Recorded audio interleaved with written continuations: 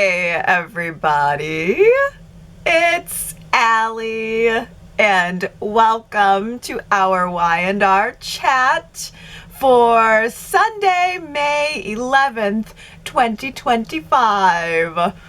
I love that Kyle and Claire are trying to buy Adam's condo and pull him into their relationship drama. I love it. I really think that this is just what Adam needs right now. And no, I am not being sarcastic. I actually think that tossing Adam into the mix here will make the whole thing way more interesting for me.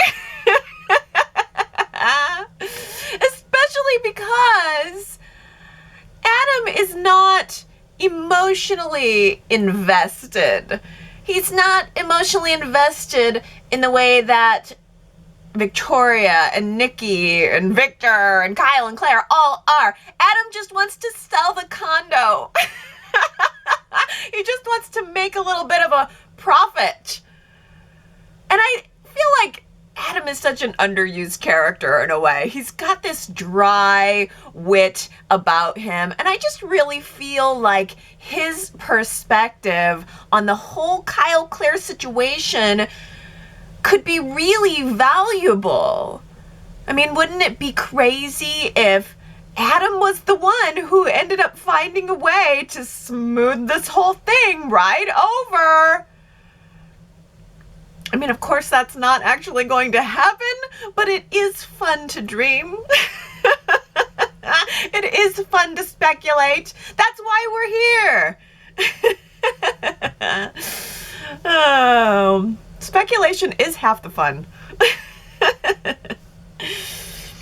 So on Friday, Claire stopped by the ranch to break the news to Victor that she and Kyle are moving in together. As if she needed to break the news to him. As if she owed him any kind of explanation at all. As if she needed his approval at all. But the fact of the matter is, that's what Claire wants. And that's why she was so upset when Victor said to her, "I'm disappointed in you." Oh, that's the worst. Coming from like an authority figure, "I'm disappointed in you." Oh, knife to the heart. That had to have been gut-wrenching to her, considering Claire just wants to be accepted by her new family and start living this fairy tale life that she kind of thought got dropped into her lap. She thought it was going to be, wow, cool, I'm in Newman, easy street. But no, Victor can't just accept this. He had to go marching over to Jabot for just a short visit. He was only there for maybe 30 seconds. Just stopping by for 30 seconds to issue a warning. When was the last time that we saw Victor Newman at Jabot? I was like, Victor, wait, slow it up here, man. Like, sit down a minute, stay a while, chew the scenery. Let's drag this out. This is the part I want to see. But he was in and out. And then he went over to Adam's office to wag his finger in Adam's face, telling him not to sell the condo. And now in the previews, Claire is saying that she thinks she's going to fix everything by throwing a party, which is wonderful, wonderful. I love a party, but she cannot be surprised when it makes absolutely no difference. It wasn't surprising to me that Victor didn't give Claire the approval she was looking for. But what was surprising to me is that Nikki threw her right under the bus. Nikki was supposed to be supporting Kyle and Claire and meeting with Victor beforehand to soften him up. And then all Victor had to do was mention how Victoria and Nick had failed marriages. And Nikki said in front of Victor to Claire, "Are you sure you don't want to slow this down a little?" What? Slow it down? I thought we were on the same page. How much slower are they supposed to go to appease everyone else? I will say, admittedly, Nikki did make a good point about the mortgage. I hadn't thought about that. I mean, move in, sure. Get married even. Why not? But taking on a mortgage together, I might think twice about bringing the banker into it. Why not just rent a place? Or rent the place from Adam? Honestly, in all the hubbub, I never actually thought that Kyle and Claire would move out. Kyle has been talking about leaving the Abbott mansion for ages, and now that Summer and Cole are on death's door, I'm imagining, will it really even happen? Why wouldn't Claire and Kyle just then decide? If Victor doesn't like it and he's going to try to go over their head and get rid of the condo deal, then why don't they just stay in the newly remodeled Abbott luxury mansion? Sans the dusty tapestry smell. According to Billy, the whole place smells like fresh paint. Who wouldn't want that? Plus, Harrison's gonna have a hard time navigating that spiral staircase in Adam's condo. I can't imagine a kid coming up and down that. But then again, as Kyle mentioned, if Connor can handle it off screen, then so can Harrison. Once again, I have to say, I really appreciate how Y&R has dug in deep on the emotions surrounding the Abbott mansion remodel. I feel like Y&R has really been successful at giving this the weight it deserves, and I say milk it for all it's worth. It's crazy because we were all worried about Jack's reaction. Well, not really, but let's pretend. But now Diane and Billy are having these incredible reactions to it all. Well, Diane's kind of having a reaction to Billy's reaction. And it was so effective. Diane is pathetic. And I don't mean that in a negative way. I just mean that she is pathetic in the most human of ways.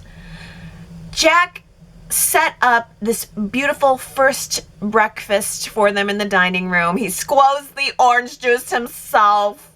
He bought the best cinnamon rolls in town. He arranged a champagne crisscross arm toast. It was beautiful. But Diane couldn't really enjoy it because she was feeling bad. And at first I thought, ugh, here we go again. More Diane making it about herself. More Diane complaining about not being accepted. But then she really went deep into her own motivations, not being afraid to peek into those icky little corners of her own mind, questioning her own motivations for wanting to do the remodel in the first place, asking herself, well, maybe I didn't do it for the right reasons. Maybe I did it for my own reasons. Diane has all of these feelings of inadequacy stemming from the fact that she never had a family. And so she never had a family home. She never had anything like what the Abbotts have. And there's a part of her that is desperate to make her mark on that family, to be seen, to be included, to make a contribution.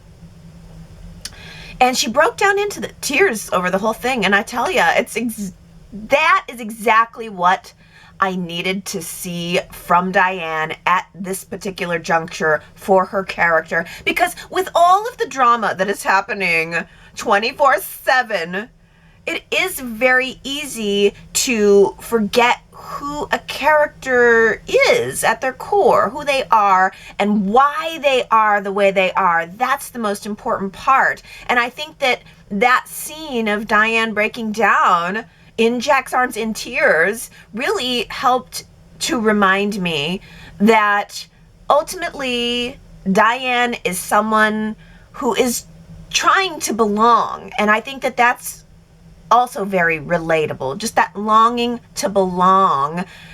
And the whole situation has really done wonders for my perception of Billy too, because after Diane told Jack about Billy's disapproval, Jack and Billy talked it out at Jabot, and Jack didn't ream Billy for upsetting his wife. You know, you almost could see that possibly being the trajectory.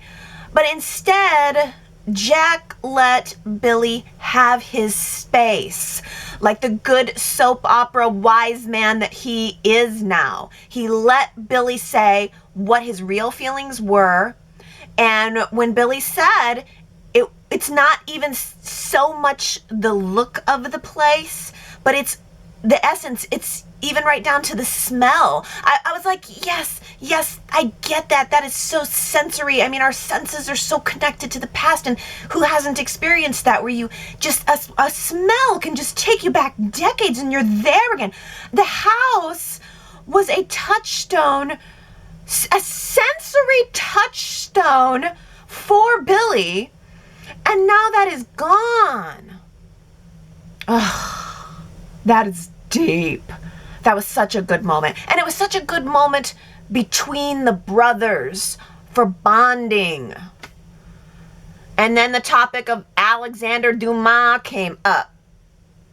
Those Jack and Billy scenes were layered. They were complicated. Those, for me, were easily some of the best scenes of the week. It was a real roller coaster because it started out with this deep bond and connection over the past in the house, and Billy crying, opening up. I think Billy wanted to, also, I think Billy is also someone who is looking constantly for approval. He and Diane kind of have that in common, because Billy also wanted to tell Jack that he had fired Phyllis and hired Sally, and he wants Jack's approval. Jack was a little wary, but he was ultimately supportive, especially after Billy reminded him that everyone scoffed at the idea of Diane working at Jabot without any experience. And when Billy reminded Jack of that, it fixed Jack's wagon real quick. He said, okay, I get it. Go ahead, have your girlfriend work with you. I won't complain. But then they had to talk about the mansion, which was really good. And then Duma came up, which led to talk about Victor, and then things got real unfriendly between them. It was warm, and then it became cold. Jack warned Billy not to just pursue another pipe dream, which is not what Billy needs to hear, wants to hear. It's been said. He told him, don't pursue a revenge plan against Victor, and Billy said,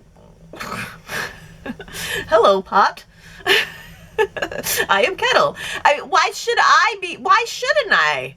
You never had any problem pursuing revenge against Victor. And that's kind of where it ended. But I think it's just, none of it's going to end well for Billy. Because Billy is going to have it coming at him from all different angles. Phyllis is vowing revenge. Victor is telling Adam to bury Abbott Communications in the press before it ever gets off the ground. And then whoever Dumas is, he or she, I mean, they're coming off like they're about to be an ally for Billy, but that's not going to last long. Billy is probably going to get really messed up over this whole thing. I am predicting that Duma, whoever he or she is going to end up partnered with Phyllis somehow. Phyllis is in the previews for next week telling Victor that she has the information, some information for him. And Adam was on the phone trying to get more information on Duma, but, you know, Phyllis is this famous hacker. Maybe she's been able to get the goods. And I don't know, maybe the whole thing will finally blow up and be revealed at the launch party. That would make sense, wouldn't it? The launch party. I'm looking forward to that. We got 2 parties on the horizon, and I do love a good party. Parties are just a lot of good opportunity for drama. You know, I'm imagining that Phyllis is going to find a way to throw a glass of champagne in Sally's face. I thought she was going to do it this week. Man. Billy and Sally were at the athletic club celebrating their new partnership, and Phyllis marched up right into the middle of it in her amazing, inky, slinky dress. And then she started digging into Sally. She was really going for Sally, warning both of them that she's coming for them. But it just felt personally geared towards Sally. I mean, I love the drama, but in the context of reality, I was thinking, Phyllis, why are you being so catty toward Sally? I mean, it's such a classic thing to do where the guy chooses a different girl, but then the girl goes after the other girl about it. You know what I mean? Like, Phyllis, don't be mad at Sally for taking the job. Be mad at Billy for firing you. That's the legit part. I don't know.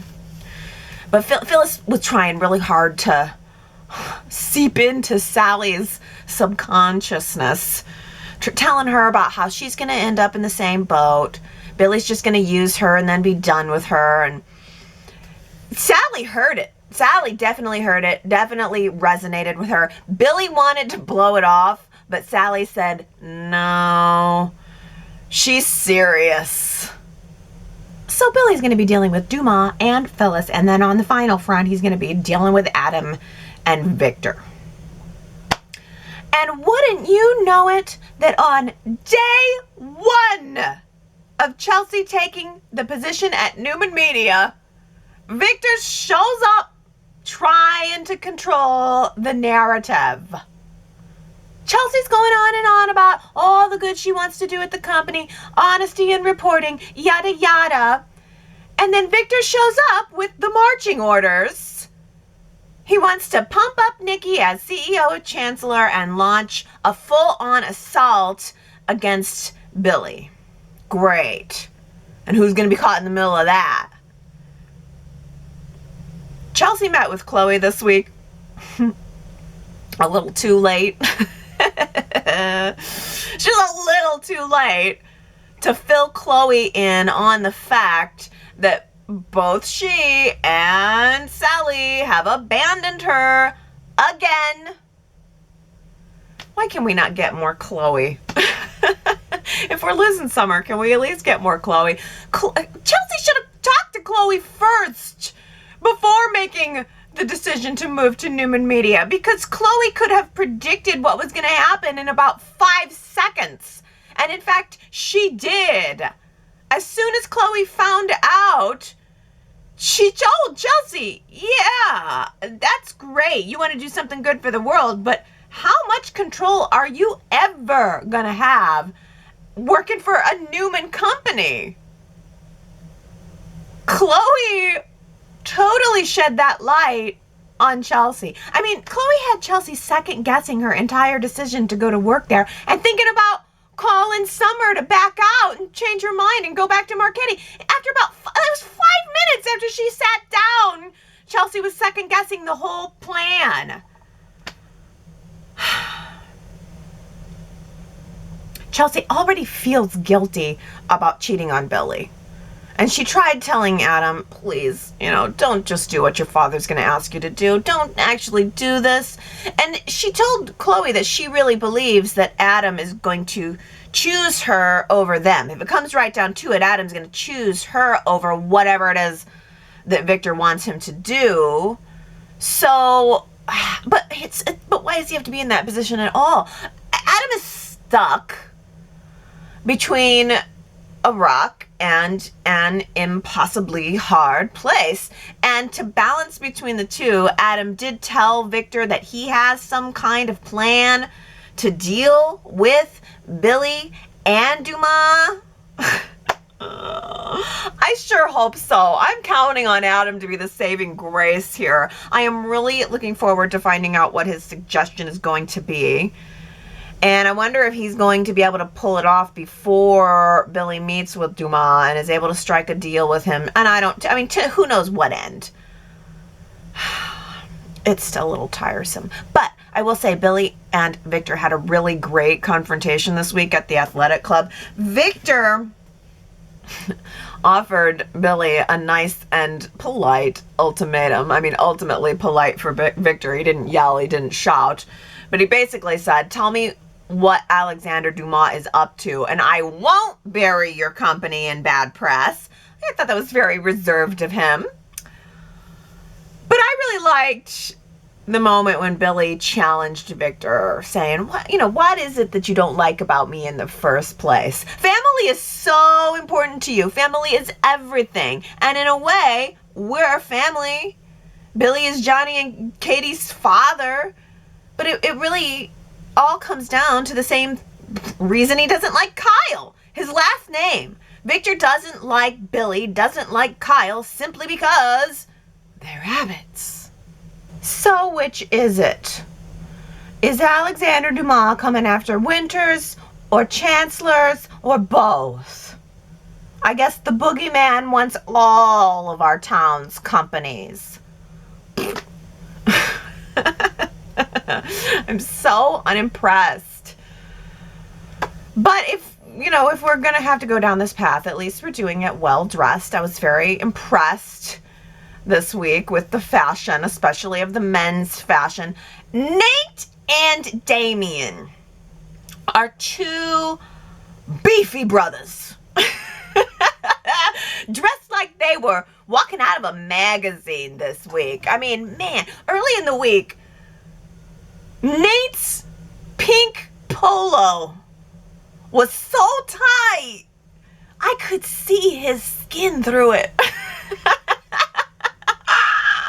And those muscles looked good. Man, even his back muscles looked good. When was the last time you saw somebody's back and thought, damn? Well, that was me this week. Oof. I honestly don't even know how his arms fit into that shirt. His biceps must have been strangled. Do you have to, when you're that muscly, do you have to shop at a specific place so that the armholes are big enough for your biceps? That is a legitimate question. BeefyBrothersInc.com. BeefyBrothers.com. That's where you get those polos. And then Nate switched into this steel blue Miami Vice ensemble where he had on this basic crew cut shirt and a Don Johnson jacket over him. I was like, is that Don Johnson or is that Nate Hastings? Because I can't tell the difference. And then Damien, same thing. He had on this crazy tight printed shirt and then this crazy tight velour polo. Damien's chest is so big. His pecs are so big that he has to leave all his shirts unbuttoned just to be able to breathe. His chest was like, let me out of here. And he said, okay.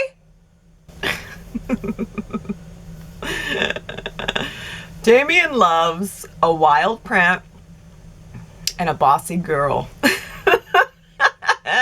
That's his get down. Question of the week. Who does Lily Winters think she is?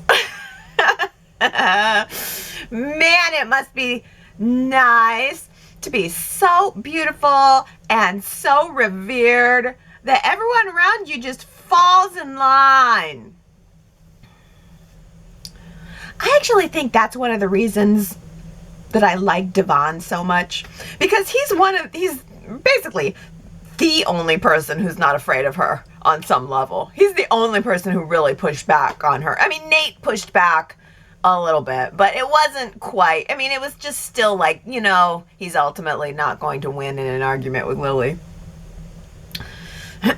She had the nerve this week, the nerve to suggest that Damien just go ahead and quit his high-paying private airplane chartering job, baseball season pass, Yankees game, baseball tickets, probably box seats job, so that he can get out of bed with Alexander Dumas and into bed with her.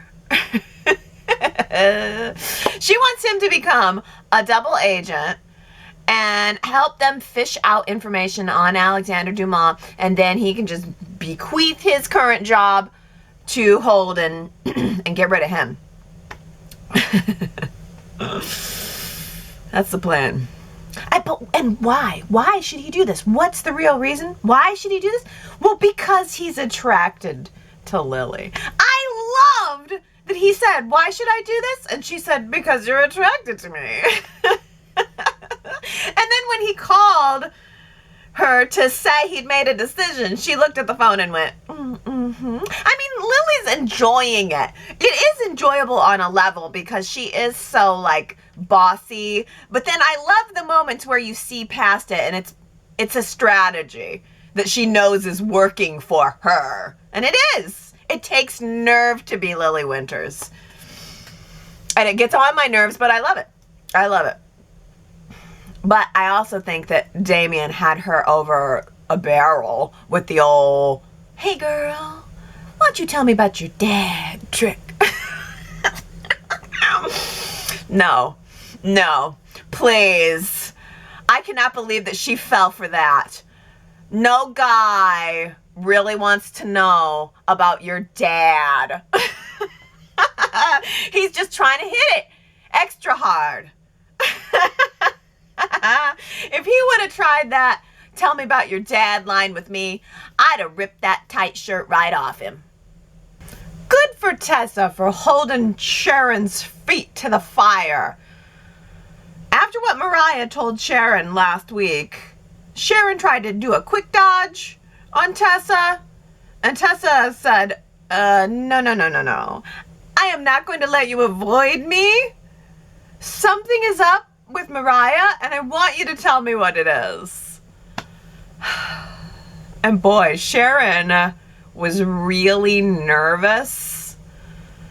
Luckily for her, Mariah didn't really tell her anything. Well, she didn't tell her the full everything. I thought it was very considerate in retrospect of Mariah to leave Sharon with plausible deniability. But Tessa knows. She knows that Mariah came home acting weird. And she said, well, it's one of two things. It's either because I did something, or she's upset that she did something. I mean, like, wow. Wow. And then at her next guitar playing / therapy session with Daniel, she had completely settled on the latter. She told Daniel, I'm afraid that Mariah did something on her business trip and it's bad. She zeroed in on that real quick. That was very perceptive of her. It's like she can sense the deception, which is great because a lot of times in soaps, the partner is just sitting there in the dark looking like a fool while we have to watch it. But not Tessa. She is getting ahead of the whole thing, and I really can't wait to see what we saw in the previews for next week, where Mariah is telling Tessa she did nothing wrong, that she's the one who did something. I mean, it sure sounds like an affair, but I want to hear it directly from Mariah's lips and find out exactly what happened and how many times it happened. Saving the best for last. I knew I was enjoying these Nick and Victoria coffee breaks. But Nick really took it to the next level this week when he told Victoria that he and Sharon eloped on their European vacation. Oh my gosh. She was questioning him, just whether or not anything romantic had happened between them, and being the snide little brother that he is, rather than continue to just insist that nothing had happened between them, Nick decided to lean into it and torture Victoria and us by saying, yes, in fact, something did happen while we were away. We got married, all right? We got married. It was a real nice ceremony. It makes sense. We've been together before. And he delivered it with such seriousness that immediately I was like, no way.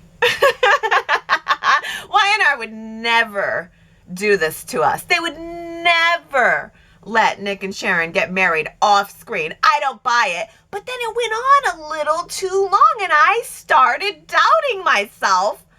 And the second I started doubting myself was the exact second that he unraveled the whole thing.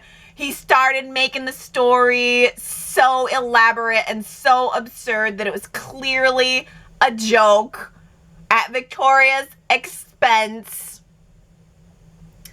And the look on her face, I screen capped it. You should go to yrchat.com and look at it. It mirrored my own look. Like my look was going in the direction of hers. Because for us, I split 5 seconds. He actually got me. He actually owned me. I was worried. So I have to give props to the timing on that. The timing was perfection. Thank you, Nick. Thank you, Y&R. I humbly bow to you because for that whole 5 seconds, you got me. How about them apples? I love that saying. I don't know if I've said it much recently, but I love it. How about them apples? Who do you think said that during this week's Y&R chat? If you're dying to find out who said, how about them apples? You should go to yrchat.com. Also, I'd love to give a quick little birthday shout out to Sherry. May 12th. Oh my goodness, that's tomorrow, Sherry. Maybe there will be a big grand reveal of Alexander Dumas on your birthday. I feel like it's coming, right? Sherry, haven't heard from you in a little while. You should stop by this week and say, hey, happy birthday. Another little important date comes from Connie, who says, fan trivia. I saw a memory post about Gene Cooper passing away on May 8th, 2013 at the age of 84. She played Catherine Chancellor for 40 years from 1973 to 2013. Oh, exactly 40 years. I will always remember her final scene on the stairs and her last words, thank you though, good night. And I wanted to take a moment to honor her. May her memory be a blessing to all that loved her. So that was so 2013 would have been, oh my God, how can it be? How can it be over 10 years, 12 years? That doesn't seem possible. 12 years? It feels nothing. That feels like yesterday that I just saw her. But yeah, okay, so let's just take a moment here to remember her and think of that. And yeah, that final scene. Thank you Thank you, though, and good night. Love her. Miss her. Happy to honor her. And thank you, Connie, for bringing that up. Well, let's switch gears here. Actually, Michelle says, now I remember what the Abbott couch reminds me of.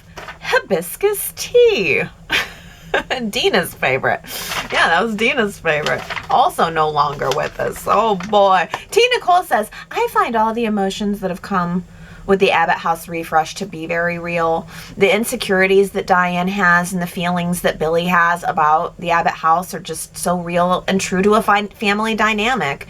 I do also think that it's okay for everyone in the family to not love the new look of the Abbott house, and Diane has to be okay with that. Yeah. I mean, Diane took the gamble of doing it all on her own, and so she has to accept the responsibility that not everybody was going to love it. But I loved that, she took the moment to reflect also on her motivations this week. Gary says Diane's heartfelt insecurity regarding all things Abbott was revealed in today's episode and was touching. I felt her pain. Kyle himself was named after Diane's distant father. The house redo may just be an introduction to a new emotional story for Diane. Is it at all possible that at some point Diane will turn the whole house back to as it was before with a touch of the Jabot magic wand?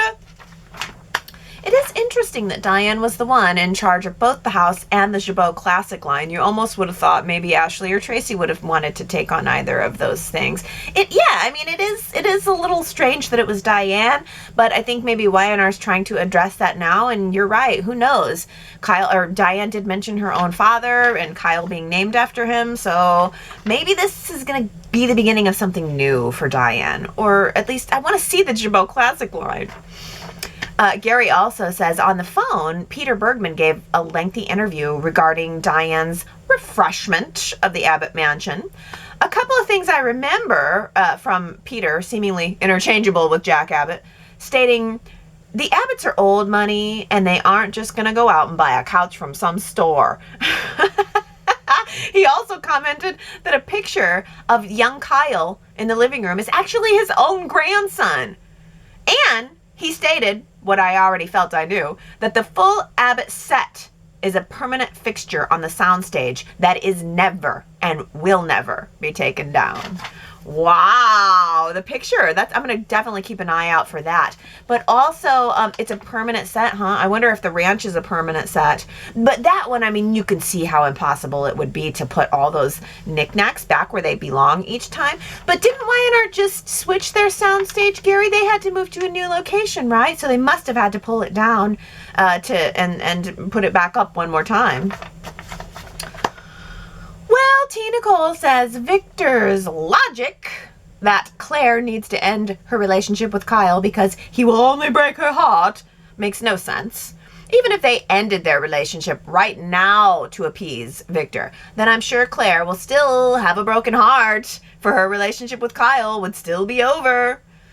Claire will be hurt and sad, regardless if her relationship with Kyle ended on its own or because Victor said so.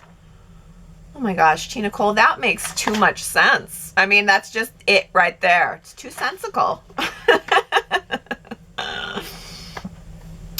Gary says, you spend an awful lot of time hating people that you have no reason to hate. What a great line. And while I'm here, who said it? You spend a lot of time hating people you have no reason to hate. Yeah. I know who said it, but I'll let that reverberate through you. No, I won't. It was Billy. Sharon W. says, well, we can stop worrying about Phyllis right now.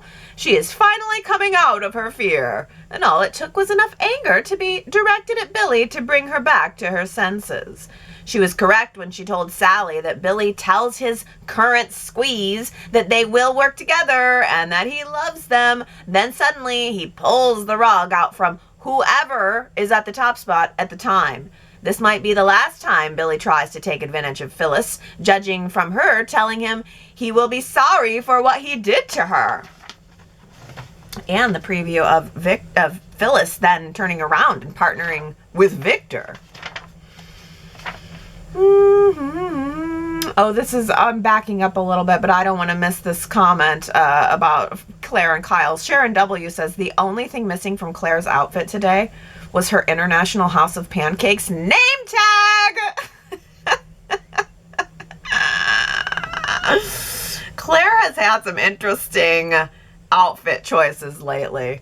Naomi says, the best thing about the show right now is the very odd fashions. Bows, pinafores, complicated hair braiding. Captures my attention more than the actual story.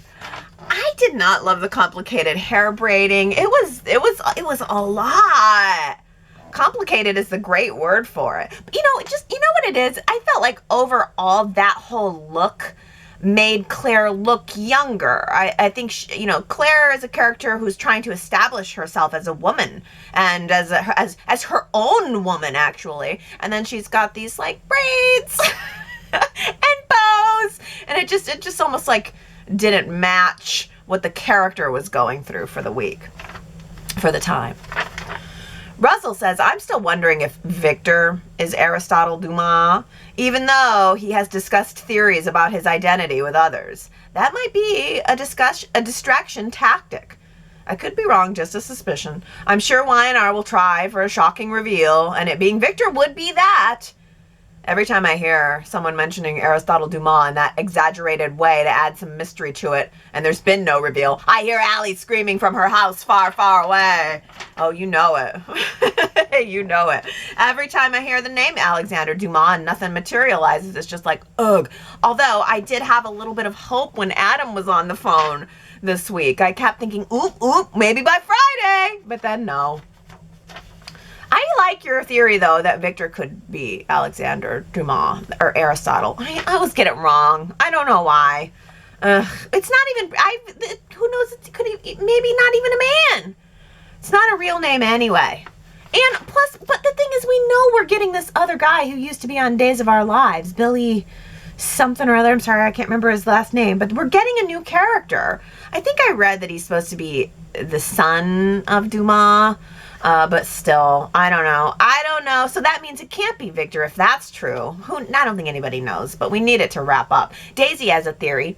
I've been thinking that Dumas might be Tucker, who has been setting the stage to take over a bunch of companies again. But because he seemed so against Lily's plan, which might shed some light on Dumas, I wonder if Nate is Dumas. He did try to take the Chancellors and the Winters away from his family, but instead of being genuinely apologetic and changing his ways, maybe he set the stage to take over the companies again. His revenge for being found out before. Okay, so could be Nate. That'd be an interesting twist. I mean, I guess that's the question. Is it going to be a character we already have, or is it going to be a brand new character? I don't know, but I'm tired of speculating. I just want to know. Russell says, Lily has a lot of nerve asking Damien to quit his job to prove his trustworthiness. All of her suspicions are based on what Victor said. She has no evidence, and Damien has denied any underhanded intentions. She wants him to turn his life upside down to satisfy her baseless paranoia. Now, there might be something going on, but she has nothing but Victor's comments, and she doesn't even question his motives.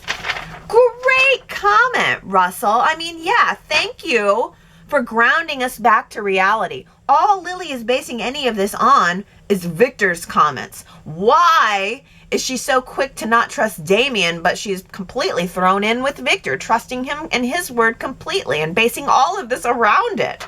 Great comment.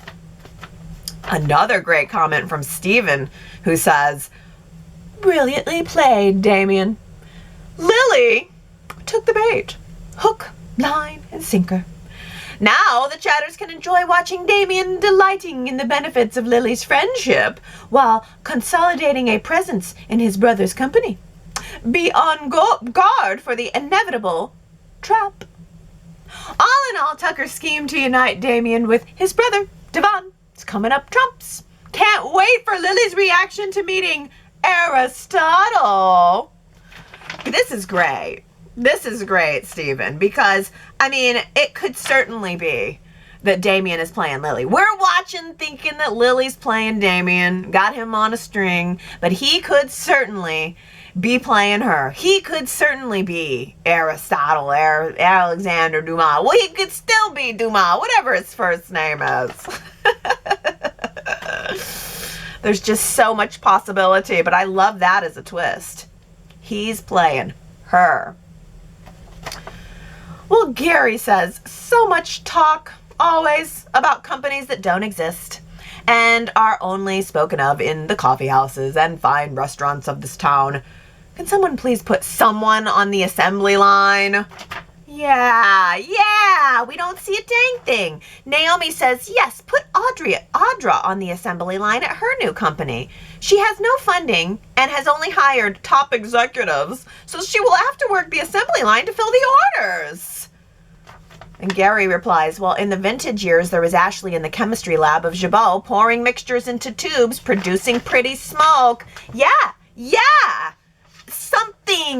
Something physical, something visual. It would help tremendously.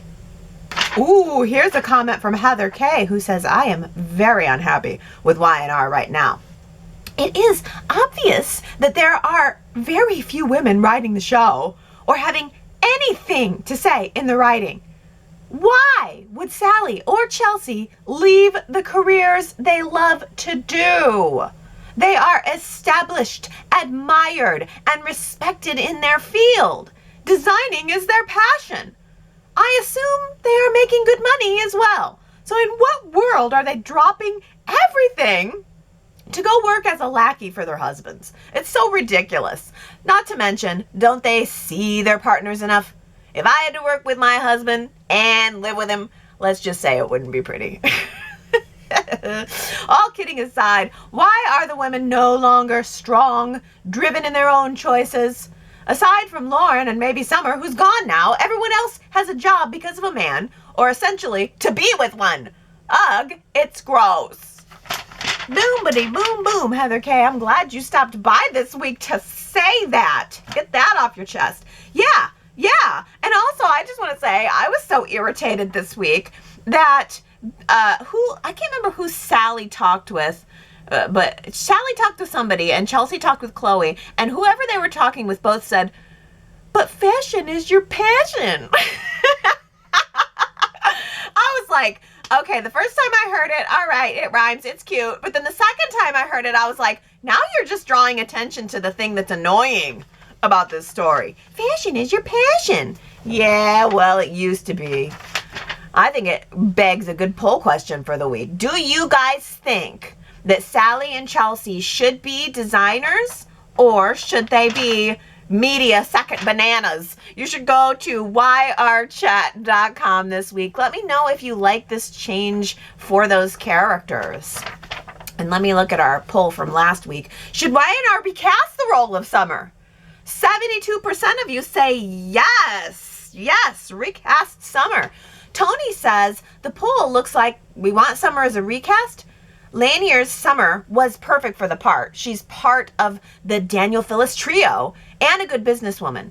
King's Summer, Hunter King's Summer, was more entitled to be Supergirl. She pulled off a sleepover with her mom's boyfriend. She blared into town in that borrowed sports car. She faced off with Abby. She faced off with Mariah. She traded an organ for Kyle. That's the Summer we need to go head-to-head with Claire. A Summer recast with a stronger personality, sassy, entitled, aggressive like Phyllis, with sweetness. Great comment, Tony. I like that a lot. Yeah, you're right. Hunter King's Summer was more Supergirl. Allison Lanier was much more sophisticated, a little more calm under the radar. She definitely wasn't the rawr tiger that Hunter King's was.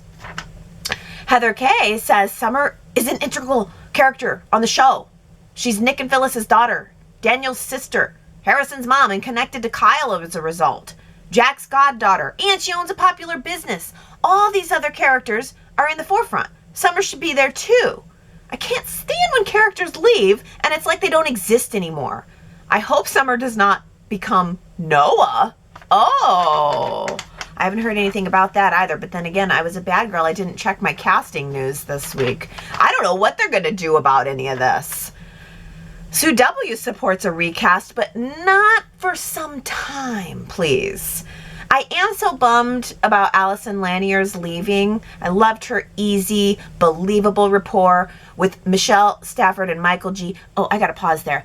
Believable. Easy and believable rapport. That's a great phrase to describe her. But Sue W continues, I do think Summers solidified into an integral Y&R character. She's grown long past the pouty, flouncy, whiny sexbot that Hunter King portrayed. So I'm not sure I'd buy that actress reprising the role. Open mind if she does, but my druthers would be a new actress altogether once I begrudgingly accept that Allison is decidedly in the rear view. Yeah. Astra voted no, though. I personally never warmed to Allison's version of Summer. Her version kind of annoyed me, always using Harrison as a pawn to control Kyle. The character wasn't really fun under Allison's version. She was more of a drag, but I blame the writing more than the actress. That said, besides trying to get Kyle back, there was nothing for Summer to do, so the character needs a break. Hopefully when the character comes back, I hope they cast someone with a good balance of the fun, feisty Summer under Hunter with some maturity. I wish the actress well, because she's a decent actress. She just wasn't Summer to me. Yeah, and Marianne V answers the poll question, but she also asked the important question. I think Summer is an important character who should be recast. Is Hunter King available? Now, I really didn't think about that, honestly, Marianne V. That's a good point. It had not occurred to me, I think Sue W mentioned it too, that Y&R might not do a full new recast. It never occurred to me that they might contact Hunter King and see what she's doing right now. I mean, that is certainly a possibility that hadn't crossed my mind. I assumed if they were going to recast, it would be a complete recast, but I would definitely be okay with a return of Hunter King. Well, Victoria says it looks like from the previews that Mariah may confess to Tessa. If it's a one-night stand, it makes sense that Tessa would forgive her. The amount of stress and terror Mariah has endured because of Ian's actions and Sharon's kidnapping are self-evident. However, if Mariah gave away their entire savings to Ian's cult, the New World Commune, then Tessa better think long and hard. Yeah, I mean, I don't know, because Y&R could be leading us to think that it's an affair, and it's not. It could be something else. But if it is an affair, I mean, even if it is only one time, I mean, I don't think it's a given that Tessa's necessarily just going to forgive her. I think one time could be all it takes to put the kaput on them for good. Then again, they have a child, and that is a factor to consider. I don't know. Well, Naomi says that portrait of Victoria that hung in the office at Newman Tower, it's now a 5x7 on the end table at the Newman Ranch. It's the one that she had on the floral dress with the softly styled hair. Oh, wow. I did not notice that. So that means that oil portrait was taken from a photo. She didn't sit for it. Well, that just blows my whole imagination of how the oil portraits work. I imagine them sitting for the portrait. Old style. Like it's the 1800s or something. But wow, okay. And so whose portrait is on the wall in Victor's office right now? Is it Victor's? Did Victor's portrait, did Victoria's portrait come completely down and Victor's go back up? Somebody tell me what's the current portrait on the wall in Victor's office, and will we ever see Victor's office again? We saw Victor at Jabot this week. When are we going to see him back in his own office? Well, speaking of sets, Connie says, my fashionista, I was dazzled this week as the park, as a set fit for Mother Nature. Those roses were perfect, and the other hanging flowers popped with color. That set is gorgeous. Spring has sprung in Chancellor Park, and I welcome the outdoor space for activities, as well as the beautiful floral arrangements that are a constant in our Y&R world. Yes, Connie, I'm so glad you mentioned this. It was such a wonderful surprise on Friday to be at Chancellor Park, dropped into the center of Chancellor Park looking so bright and beautiful and full. Oh yes, spring has sprung, complete with roses in the Midwest in May. My fantasy is complete. Okay, everybody. That takes us to the end of another Y&R Chat. But you don't have to be done. You can always go to genoacitysoap.com to pick up a bonus podcast, or you can go to yrchat.com to look at all the comments and photos and polls and quotes and all the good stuff that's there. Or you can just push pause and wait until next Sunday, and we'll chat about the upcoming week then. Okay, I love you guys. I hope you have a wonderful Mother's Day to the mothers. I love you, and I'll see you next time. Bye.